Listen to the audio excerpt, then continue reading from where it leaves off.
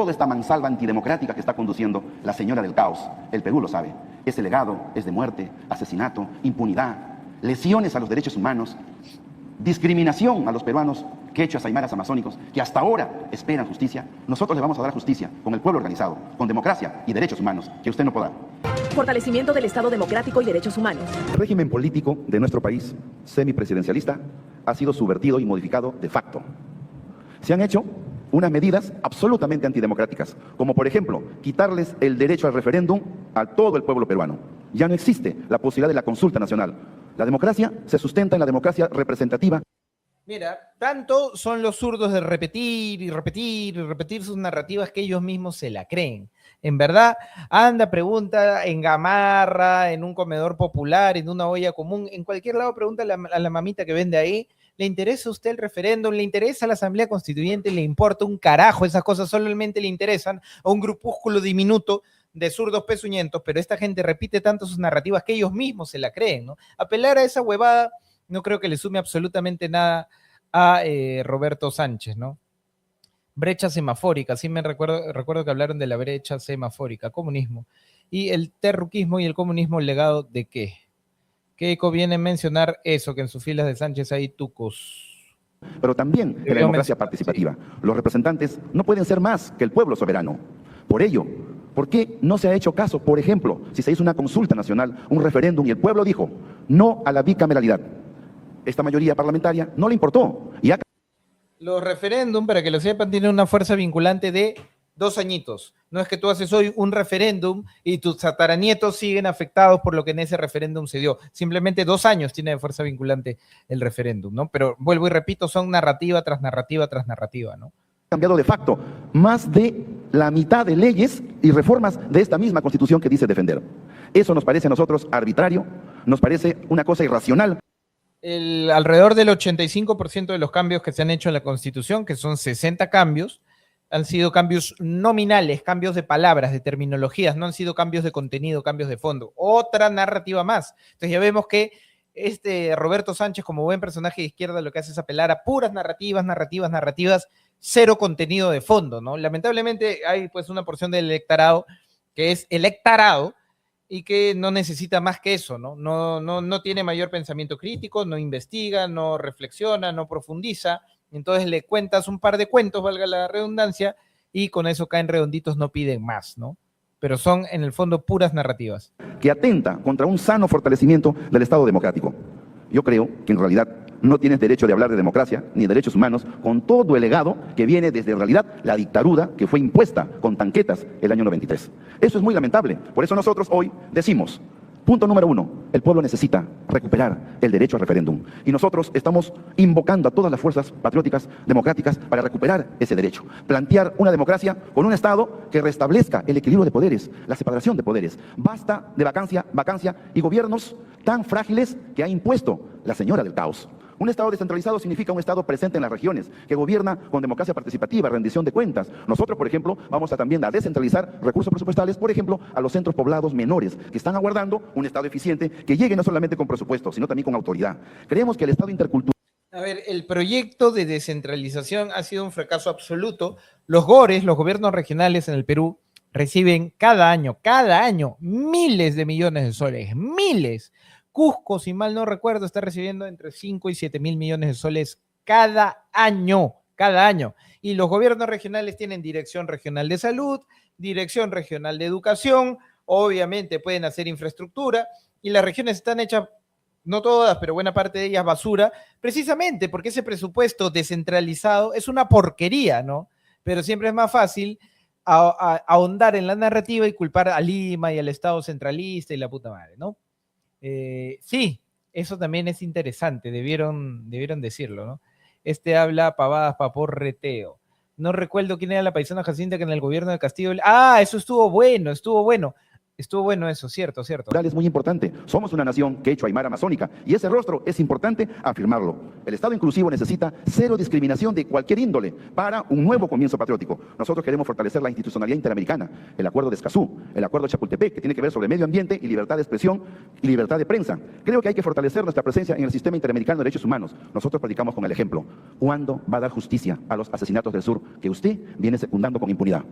Una democracia se fortalece con un Estado presente. Nuevamente, ¿no? Asesinatos en el sur. Asesinatos en el sur, eso no han sido asesinatos, eso ha sido culpa de los manifestantes violentos, eso es algo que siempre he sostenido y nuevamente la izquierda siempre preocupada por los que se mueren tirándole piedras a la policía, pero nunca te mencionan a los niñitos, a los menores de edad, a los bebés que se murieron en los buses porque los delincuentes, desgraciados, malditos y miserables, disque llamados manifestantes, cerraron las carreteras y no les permitieron llegar al hospital. Esos muertos que sí son 100% inocentes porque nunca le tiraron ni una piedra a nadie, a la izquierda no le importa. Se zurran en ellos y siempre se han zurrado en ellos. Hubiese estado bueno que Keiko también le mencione algo así, pero bueno. Fue la Lourdes Huancayo y la Conchuda ahora pide 100 millones. Sí, vamos a ver eso después, ¿ya? Los derechos humanos no se defienden únicamente mirando al pasado para condenar las heridas que el país no debe repetir. Los derechos humanos también se defienden mirando al presente y al futuro de los 34 millones de peruanos. Esos derechos parten de un buen acceso al agua, a los servicios básicos y obras que nos permitan vivir con dignidad. Hoy los colegios se caen a pedazos. Las postas médicas y los hospitales no atienden. 45% de las familias no tienen títulos de propiedad ni agua potable. Esto es lo que haremos. En primer lugar, nos ocuparemos de los servicios básicos, el agua. En Lima, finalizaremos los esquemas de agua, la construcción del ramal sur. Implementaremos APPs para acelerar las inversiones. En la costa, construiremos plantas desalinizadoras. En la sierra, reservorios, cochas y canales. En la Amazonía, instalaremos pozos y sistemas potabilizadores. Potenciaremos COFOPRI. Cada hogar tiene que tener su título de propiedad y aspiramos que en los próximos 5 años entregaremos 1 millón de títulos. En paralelo, repotenciaremos FONCODES, pequeñas obras de rápida ejecución y de gran impacto, que a su vez generarán miles de puestos de trabajo. Este programa fue un gran éxito a través de sus núcleos ejecutores. Pondremos prioridad en las escaleras solidarias, muros de contención, trochas y veredas, centros comunales. En segundo lugar, lanzaremos el Programa Nacional de Interconexión Vial. Nuestras carreteras están destruidas, los puentes no se construyen, las trochas están abandonadas. Cuando hay pistas y carreteras, los agricultores pueden sacar sus productos, los niños pueden ir a la escuela, los alimentos llegan más baratos, el turismo y las fuentes de trabajo aumentan. Por último, el Estado está presente con las obras de prevención.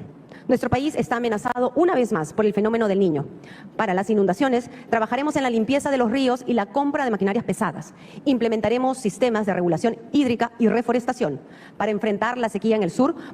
Yo la verdad no entiendo por qué algunos dirían que ha ganado Sánchez. Me parece que Sánchez no hizo una sola propuesta, no fue capaz de deslindar de Antauro. No sé por dónde alguien podría ver que ganó Sánchez, la verdad. Promoveremos la compra de alimentos para el ganado y el aumento de pozos de agua. ¿Y cómo lo vamos a hacer? Reordenando el Estado. Por ejemplo, en Petroperú se van millones de soles en bonos para los amigos del señor Sánchez.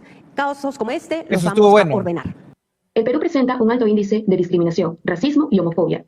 En un eventual gobierno suyo, ¿qué medidas? Eso estuvo bueno, pero yo creo que hubiese insistido más Keiko con este tema en Petroperú, ¿no? Porque es algo de dónde agarrarle. Ustedes despilfarran plata para que la burocracia dorada de Petroperú, que gana 19 sueldos al año, que el mes que están de vacaciones les pagan su almuerzo, ¿no? Que ganan bonificaciones por productividad en una empresa quebrada, eso lo quiere mantener usted. Se han despilfarrado 20.000 millones ahí y nos viene a hablar conchudamente, ¿no? Pero no lo dijo. Para mí ahí se quedó. Para los brutos habrá ganado Sánchez. Y acá interesante, porque acá lo que esta señorita tan exageradamente guapa dice ahí es que pregunta por la homofobia y se van a pasar su pregunta por el forro ambos candidatos, ¿no? Eso sí me pareció bueno. Hay que ser bien Bréjeda para creer que Sánchez ganó. Se tomarían para prevenir y combatir dichas formas de exclusión y violencia. La lucha contra la discriminación tiene que ser una política de Estado, porque es una condición mínima de un Estado con cohesión, de una sociedad que se respeta. Hoy en el Perú se vive mucho racismo, mucha discriminación. Necesitamos nosotros avanzar reconociendo la diversidad, reconociendo la interculturalidad. Somos un pueblo de todas las sangres, quechuas, aymaras, amazónicos, y no puede tolerarse que en pleno siglo XXI esa discriminación también se toque con un Estado ausente en las regiones, en las fronteras. Y se nota también porque en el ámbito, por ejemplo, de la educación, si es que no incluye la interculturalidad, si en el ámbito de la justicia, como el Estado, se no incluye un respeto irrestricto a los derechos humanos. Nosotros necesitamos anteponer el valor de cero discriminación para el Perú. Efectivamente, en nuestro país todavía Es hay lo mucha que más discriminación ocurre, y esto se tiene que prevenir primero a través de la educación. La currícula escolar tiene que ser mejorada y tiene que ser cambiada. Pero la discriminación también se ve en la ausencia del Estado. He recorrido en las últimas semanas poblaciones muy alejadas, pero llevo en mi corazón los 3 días recorriendo la Amazonía. Han pasado más de 20 años donde no han sentido la presencia del Estado de ninguna autoridad. A ellos me remito, a ellos les digo que vamos a devolverle la confianza, que el Estado nuevamente será presente en cada rincón de nuestro país. Para nosotros predicar con el ejemplo, necesitamos dar un Estado con justicia, un Estado con derechos humanos a poblaciones que están aguardando hace mucho tiempo el sueño de los justos. Por ejemplo, si un Estado no reconoce la igualdad ante la justicia. Sí, este fue el peor bloque, definitivamente la pregunta más estúpida, y nadie habló sobre la homofobia. A un quechuahablante, a un andino, como hoy, 56 asesinados en el sur. Claro. ¿De qué democracia, de qué igualdad, de qué cero discriminación se está hablando? El pueblo no entiende, porque hasta ahora no identifican a los que asesinaron. Y sin embargo, en el Congreso, usted ha secundado esa impunidad, señora Fujimori. La cero discriminación también significa un mínimo de condición humana de reconocer la justicia a peruanos que nunca más llegarán a su casa. Hay que responder eso a todo el Perú. Presencia del Estado y los derechos humanos, me he referido también a la conectividad, a las carreteras. Y aquí quiero comprometerme para que de Trujillo hacia Tumbes y de Ica hacia Tacna tengamos la Panamericana de 4 vías. La carretera Libertadores tiene que ser asfaltada en su totalidad. Tienen que haber 4 carreteras de penetración hacia el centro. Por supuesto, la carretera central de 4 vías, pero también la de Sayán, Ollón, Yanahuanca, la de Canta y Guayay, que va directo a Pasco, o la de Lunahuaná, Huancaya, Huancayo. Eso significa presencia del Estado, eso significa derechos humanos para que los agricultores puedan sacar sus productos, y así como esos, muchos proyectos más. El déficit de infraestructura para superar la pobreza, la exclusión, es muy importante, pero no se le puede anteponer con el derecho a la vida, el derecho a la justicia. El Perú necesita un firme compromiso ante el sistema interamericano de derechos humanos. En Juntos por el Perú, Full CIDH, Sánchez, ¿ah? Full CIDH, claro que sí. no nos corremos de derechos humanos, nos ponemos frente a él. Necesitamos fortalecer el sistema interamericano y nuestra participación en el Pacto de San José de Costa Rica. Los derechos humanos son fundamentales para un sano desarrollo, para un sano país con autonomía, y en realidad los derechos humanos son tan fundamentales que hoy en nuestro país es una burla para muchos que consideran que la justicia que tarda no es justicia. Tenemos una deuda moral como Estado que no reconoce ese derecho a la vida de miles de peruanos.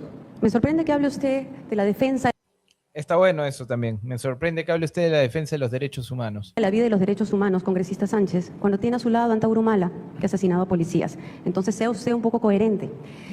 Claro, ¿cómo vas a hablar de derechos humanos, carepalos, si paras arriba y abajo con un asesino? Que por más que este pata que tiene cara de orate, de José Domingo Pérez, diga que no, ahí está la gente con su uniforme de Antauro Humala dándote seguridad en tus mítines, ¿no? Hay que ser bastante payaso, ¿no?